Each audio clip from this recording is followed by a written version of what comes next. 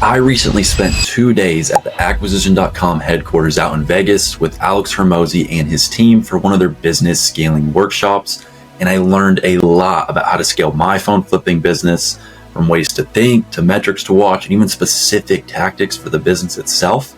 And today I'll be sharing all my key takeaways from the event, which I paid $5,000 for, with you for free so you can apply these as well.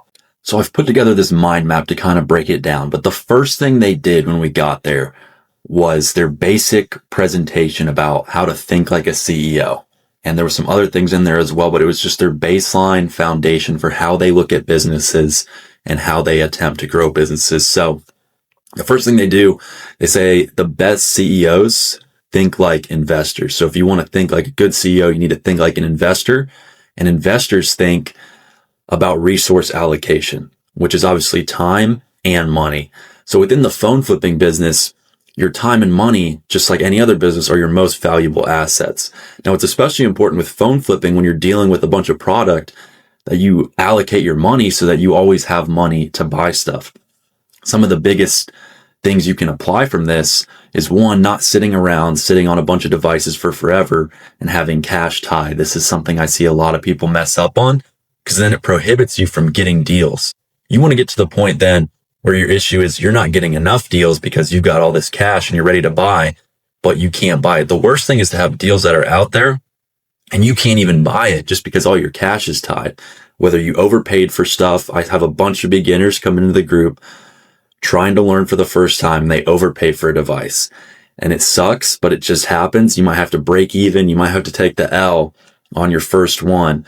If you didn't follow correct frameworks or mistakes happen. There's devices I buy every month and I still lose out on one because I didn't check thoroughly. I was being lazy with the checking process, and then I go through the setup and there's something wrong with it. Or it just ends up being not how I thought. I priced it wrong, accidentally looked up the wrong model. Say it was like a gaming laptop I bought to flip. Well, I put in the wrong model number or something on eBay. Turns out it's not going for as much as I thought. So I make these mistakes to this day. It's all about just making them less. And obviously, if it's your first flip, you're more prone to make those mistakes just because you haven't learned from them. Obviously, the more mistakes you make, the more failures you have, the less likely you are to repeat those because you can learn from them. A lot of beginners I see that don't have that end up making that mistake. So you want to make sure that you do allocate your resources properly. And if you do screw up on your first one and you were low capital to start, you just sell it and get back what you lost on it, or I guess what you can for it, and then you put it into the next device and try not to make the same mistake again. Now, as far as optimizing for time, at the beginning, you may or may not have this. Obviously, if you're coming in, you're someone who's at 9 to 5, or you have a normal job already, and you're trying to do this on the side and maybe get to full time or just do it on the side, then you got to figure out the biggest returns for you. So if you're just doing this on the side and you're optimizing for time, that all comes down to your schedule, how much extra time you want to put in, because you're already working a full-time job and you don't want to do phone flipping as a replacement for that. You just want the supplemental income. It's going to be a lot more preference at that point, but you should still focus on, okay, how much time do I want to put into this? And then what's the highest returns I can get with that time? And so understand what ads are converting the best for you, rather just any form of lead generation. What's the biggest in terms of time input, monetary output for that? So you want to think about that. Now, if you're trying to go full-time phone flipper from a job, then what you should do is probably just put in a lot more time. That way you can just make as much money as possible. Obviously, if you're working in, let's say, an 8-hour job 5 days a week, that really only gives you weekends and evenings, because it's going to be hard to meet up in the morning most of the time. Your best chance to meet people will be those evenings. That being said, during your work day, you can try and schedule up leads for once you get off work. That's something I would like to do. So just think about ways you can optimize your time. The next thing is the theory of constraints. So the biggest bottleneck for me historically has been leads. And then there's been some times as well where I did have time constraints. I had other things, and I've since just worked through those. There's always things to work through, obviously, but the biggest constraint is typically just leads. And that's because you're going to be it's a local service-based business, and you have to fix the leads issue first. What you can do to fix this, obviously, is just spread your net. So all the different ways you can get leads, you need to take advantage of all of them. I have a free course, 6 hours long, posted up in the channel where I go over at least 4 or 5 ways to get leads that are proven that I use. You want to make sure your repeat customers are coming in. That way, over time, you just get more and more leads coming back to you with less effort. And it honestly just takes time to build up to that point. So you may be bottlenecked with leads for a while, but the quicker you start putting in the right inputs, then the quicker you're going to fix that issue for yourself. You also want to build with the end in mind. So understand short-term dips can lead to a long-term runway. One of the things they touched on that I wrote down, I have like 2 books of notes, right? The little workshop book that they gave us, and I brought my own notebook that I wrote a bunch of notes in. This was a really key takeaway for me because it was something I applied before and I continue to apply. Attacking the constraint, sometimes you have to just tear it down to build it back right. And I'll give a quick story about this. So last May 2024, I had my best month ever at the time. Now I don't ever do less than this, but I made $7,500 in profit. And I was doing that flipping back to Marketplace. So I was driving almost exclusively on Marketplace. I think I had just started running Facebook ads, maybe $5 or $10 a day, which is not much. But I was running my trade-in system on Facebook Marketplace, and I was selling back to Marketplace. And I don't know how I did that, but it was all local deals. And so I was pretty much in the car all day, whether I was driving to meet someone to buy it or meet someone to sell it. It was just nonstop dealing with Facebook messages. I swear I was getting carpal tunnel in my thumbs and my wrists because I was just texting all day, and it sucked. But the money was great. I looked back at the end of the month and I was like, wow. And I don't even know if that was repeatable. Some of it was luck. I had a really good month. The trade-ins were crushing, but I still put in a ton of work to get to that point. But I knew unless I get super lucky, I won't even get back to this, much less do more than this. Plus, it wasn't sustainable for all the work and the texting, like I said. So there had to be some sort of split for me, some way where I could just tear down to then build back up later. So the very next month, I finished with 3.1 thousand in profit, which sounds super discouraging. And part of it was because obviously it was under half of what I had made the month before, but I started selling everything online. So I bought back essentially half my time because instead of meeting up to buy and sell, I was only meeting up to buy devices. And so now I could just take everything to the post office, which took no time, pack a few orders. Yeah, obviously that takes a little bit of time, but it was a huge time save. So now that I got that out of the way, I could just focus on now I need to get more leads. Because before that month of May, I had never done more than $4,000. So doing 3.1 just online and not breaking my neck trying to meet up with everyone every second of the day made a huge difference for me. And then from there, I just kept adding more and more to my ad spend, adding more ways to get leads, growing my repeat customer base, getting my referrals out there, handing out my business cards. And slowly but surely, that number just kept going up and up and up. Now, the next thing they talk about is some key metrics. The biggest one they look at is LTV to CAC, which if you're not familiar with that, that's lifetime value, how much your customer pays you for the lifetime of them being a customer of your business.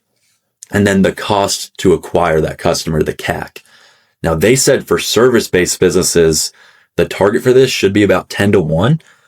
Now, with the tracking sheets I provide people in my community, it's hard to get the exact LTV to CAC. And the reason for that is because to track how many devices a single customer gives you up front and on the repeat is very difficult. It'd have to be super niche down. There'd have to be a much better software to actually handle every single customer. The customer would have to be tracked. You'd have to put all the data in individually with the customer, which for scaling, you definitely do want to know that data. However, I think for most of us, just doing around 10 grand a month or so, with that being the goal, at least to know this isn't that important yet. If you're doing way higher numbers, then of course you really want to know that. If you're trying to become the number one phone buyback business in America, that's something you'd want to look at doing. But I think it is baby steps to get there. That's something even I down the road will figure out at the moment. I just don't know the exact data, but I do know that 10 to 1, I should be there for sure. Meaning I make $10 for every dollar that I put into a customer. I would say this is close to accurate. Think about most of the leads are free. First of all, between Facebook, OfferUp, Google Business Profile, word of mouth, repeat customers. Obviously, you may pay to get some of those repeats, and that goes to the LTV, right? Average ad spend to acquire customers around $5 typically. Recently, my Google ads have been doing about $4 to acquire a customer, which is, well, acquire a lead, I should say. $5 to acquire a lead. Facebook is anywhere between 1 in 8 to 1 in 10 close rates. Google's anywhere from about 1 in 4 to 1 in 6 I've seen. So I focus a lot more on Google. I also notice I get a lot more repeats on Google. And that's just from memory. That's not any hard data, which they did say is a huge risk. It's called data risk. So if you don't have your data, you're in trouble, which basically everyone who goes to these events realizes that they don't have their stuff together with their business. And I certainly realize that, but just kind of having a ballpark, at least in your head, is better than nothing at all. So understand those metrics, focus on getting repeats because that's the biggest increaser of LTV. The second biggest thing I would say is just buying more devices. So most people will just buy iPhones or even iPads, but I like to buy everything from customers, especially if you're selling on eBay. It's very easy once you've sold one thing to figure out how to sell more. I've sold everything from bowling balls to clothes to vintage board games. And that was a while back. I don't buy those things anymore, but I actually started off flipping things on thrift stores as an eBay seller. And so that was kind of how I figured out how to price things, figure out what things go for. And that skill has just translated into now selling phones and electronics online. So if you can develop that skill, you realize you can flip about anything and it becomes extremely valuable. And it just increases the value of your customers so much because most people have multiple electronics, not just one. The next key point is the golden BBs versus silver bullet. It's just the small wins, the speed, reviews, follow-ups, networking. In my free course on the channel, there's about 1 million golden BBs and you'll see there's absolutely no silver bullet. It's just 1 million different small tactics that help you slowly grow this thing over time.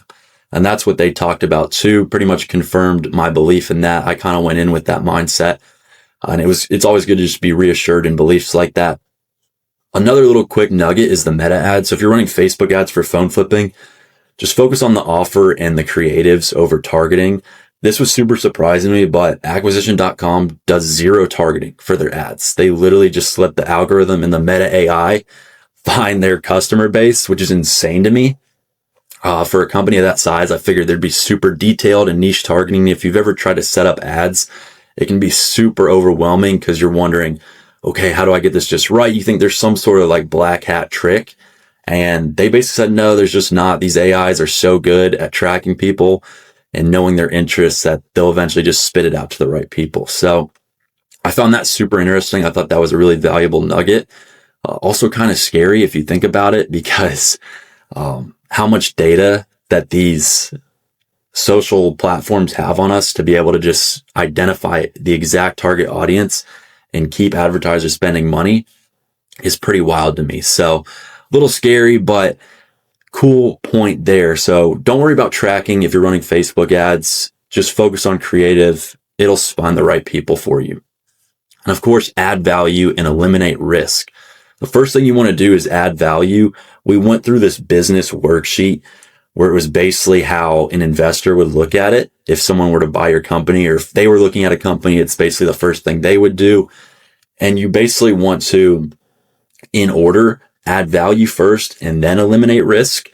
And the risk would be stuff like key man risk, like I said, data risk, both of which you're going to have, obviously, especially at the start. If you scale it up super high, you can fix some of those things. But for most people, this is going to end up just being a one-man. Ideally, you're making over $100,000 a year, over 10K a month with this business. I think anyone can get there as just a one-man show, and they can do it pretty easily if they just follow the right steps. Again, I have a free course on the channel. I'll link it below. You can check it out and just do exactly as I tell you. And you should see similar results to me if you just stay the course over time. Now, that being said, you do have to put in a bunch of work. So I'm not guaranteeing any results, obviously, but I know it works. It'll work anywhere. I've done it in different cities. You can take my word for it on that. If you just apply it, you'll have some sort of success. But if you do nothing, of course you won't. How do we add value and eliminate risk in the phone flipping business? First of all, we add value. We already kind of touched on that with the LTV. As far as eliminating risk goes, safe meetups, obviously, but there's a different kind of risk. Risk within the business would be not knowing your numbers. So if you're not tracking your data in the tracking sheets, that would be a huge mistake. If you don't know your numbers, if you don't know which ads are converting well for you, if you don't have some sort of tracking conversion set up in your ads, that's going to be a huge risk because you don't know exactly where leads are coming from. And then you don't know how to optimize for the future to scale up. So that's a huge problem. On day 2, I'll wrap this up with this. Alex came in and gave a little keynote on focus. And he talked about one channel until scale, but then he made a quick cliff note to that and said it does not apply to local service base, which phone flipping is. I know phone flipping is weird because it's in the middle of local service based and a product business because you do sell the product on eBay, but the money is made when you buy the devices from people. And so it is a local service. You're meeting up with people, giving them money. That's why they come in. That's how the money's made. People coming to you. The sales are basically done already because you can send a direct buyer. You can price it on eBay and get like a 95% accurate ballpark price of what you're going to get before you actually sell it. So selling isn't really where the money's made. You already know about how much you're going to make when you go to buy the device. And so you don't really have to worry about things in that regard. Now, of course, there's always going to be some annoying things like eBay returns, or maybe the direct buyer graded it differently than you that kind of factor into the whole product side of it. But generally speaking, it's a local service-based business. So any advice for local service-based business that you can find online generally applies to the phone flipping space, I've learned. And he says one channel until scale, which would be $1 million a month in revenue, advertising only through one way. So just Facebook ads, just YouTube, whatever it may be. But he did say this does not apply to local service-based businesses because if you're in a small town, you just need to get leads all the way you can, which is so true. I was in a town before I recently moved of 10,000 people. And so while I learned that it's not impossible at all, it's much more difficult to phone flip in a small area. That being said, I was still doing, $10,000, $11,000 profit months in a 10,000 person town. So it can be done. Just takes time. Build your repeats up. You got to be willing to drive a little more as well. But that's kind of part of the trade-offs and things you have to accept if you do live in a small town. And of course, avoid shiny objects. So many people see phone flipping. They're like, oh, this looks awesome. I'm going to start this. And then they see the guy who's drop shipping making money. And then they see the guy who's doing a social media marketing agency. And so you just need to pick one and stick with it. If you've never phone flipped before, I would highly recommend you start just because you can make money literally later today. Literally within the next couple hours, if you just start reaching out to people on Marketplace, that's where I recommend people start. You can even get ads up and running very quickly. That being said, if you don't want to, that's fine. But in general, just pick one thing and stick with it. I've been the guy before that's bouncing around to a million different things and it just never works. Maybe you have a little bit of success, but you never hit the next level until you just stick with one thing for long enough and do the work that's required to hit that level. So that would be my last little nugget there to wrap up that whole thing. But those are my key takeaways, the lessons for phone flipping. I included a couple of pictures on the right here of me at the event, so you know I'm not just making this up completely. But take this away. I'm going to post in my free school community some of my actual notes, so the handwritten notes. If you want those, you can join the free school community. I'll have a link below. There'll be a post in the group. You can see the actual raw notes that I took. And go ahead and save those and start using some of these tactics that I've talked about. Overall, I had a really positive experience there, not endorsed in any way, but definitely learned a lot. And there's so much to apply. And I just wanted to pay it forward, let you guys take some of this info and apply it to your own business. And if you haven't started a phone flipping business, I do help a ton of people get started for free. I posted a 6-hour course on my channel. You can just go, I'll have it linked below as well. You can go and watch that. It's completely free and should help you make some money.